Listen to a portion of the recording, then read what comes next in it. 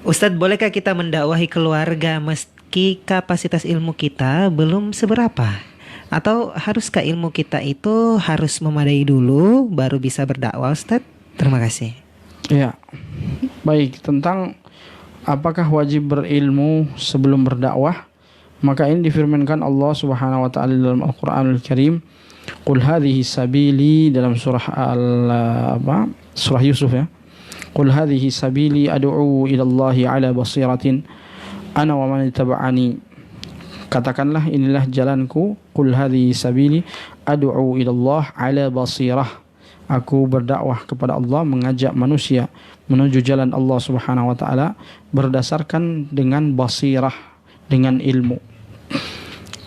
Di sini perlu kita lihat dan kita lebih teliti ke dalam apa yang dimaksudkan dengan ilmu ini dan apa yang dimaksudkan dengan dakwah itu. Ternyata dakwah itu juga bermacam-macam. Ada dakwah yang membutuhkan ilmu yang dalam, ada juga dakwah yang sebenarnya walaupun orang tidak berilmu yang dalam, dia juga bisa berdakwah sesuai dengan kapasitas masing-masing dan kemampuan masing-masing. Jadi berdakwah itu bukan hanya satu muhadarah di atas mimbar atau di atas podium dengan membawakan hadis-hadis dan firman-firman Allah Subhanahu wa taala. Bukan hanya itu dakwah. Jika kita batasi dakwah dengan hal itu, amat sangat kecil ruang lingkup dakwah kalau seperti itu. Maka dakwah bukan hanya sekedar kita duduk di depan para jamaah dan menyampaikan firman-firman Allah, tafsir-tafsir Al-Quran, hadis-hadis Nabi dan syarah-syarah kutub para ulama, buku-buku para ulama. Bukan hanya seperti itu dakwah, tapi dakwah juga ada juga dakwah yang mengajak orang untuk bisa hadir di dalam majelis-majelis ilmu. Dakwah juga ada dengan memberikan kesadaran kepada orang lewat tulisan-tulisan dan berbagai macam cara-cara dan metode-metode dakwah yang sudah sering kita dengarkan dan kita ketahui bersama. Maka disebabkan karena dakwah ini juga memiliki sisi-sisi yang berbeda-beda, oleh karena itu ilmu yang dibutuhkan dalam dakwah juga tentunya berbeda.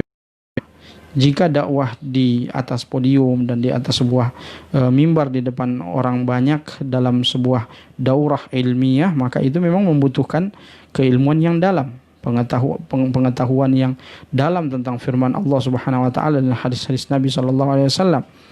Ala basirah, di situ di dalam ayat tersebut, ad'u ilallahi ala basirah, di situ kita artikan ala basiratin, yaitu ilmu yang mumpuni dari firman-firman Allah Subhanahu wa taala yang terkait dengan akidah, yang terkait dengan fiqh, yang terkait dengan tafsir ayatil ahkam dan sebagainya. Maka ini memang membutuhkan ilmu yang dalam.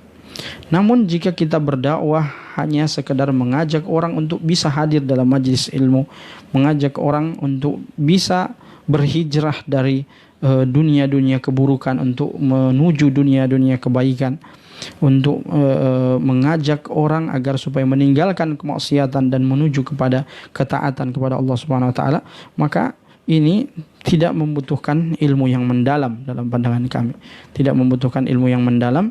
Yang penting dia bisa menyampaikan ajakan tersebut. Dengan demikian orang bisa cinta dengan majelis ilmu, maka itu adalah dakwah yang sangat baik.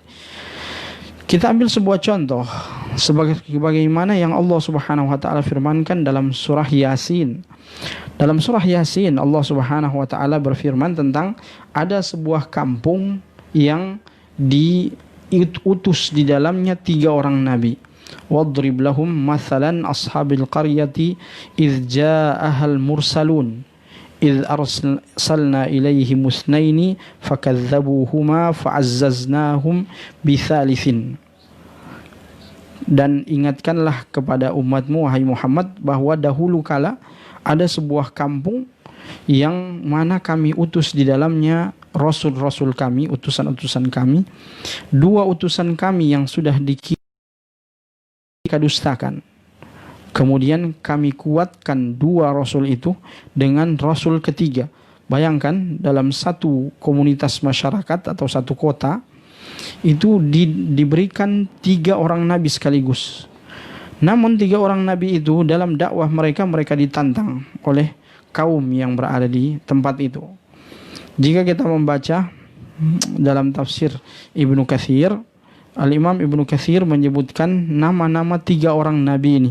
Beliau menyebutkan yang pertama Saduqun, yang kedua Sadiqun, dan yang ketiga Shalum, namanya Shalum. Saduqun, Sadiqun, dan Shalum. 3 orang masyarakat yang mereka datangi untuk berdakwah di tempat itu.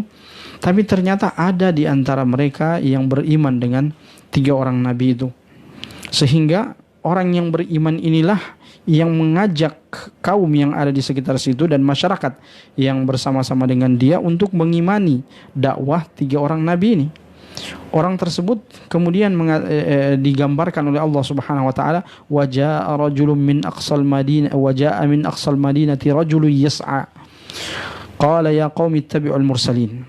Dan ketika datang seorang lelaki dari sudut kota dengan berlari-lari kecil, yas'a, dia langsung menyampaikan kepada kaumnya, ya qaumi ittabi'ul mursalin, wahai kaumku, ikutilah jalan para rasul-rasul ini yang diutus kepada kalian, yang 3 tadi itu yang kita sebutkan, yang disebutkan nama-namanya oleh Imam Ibnu Katsir.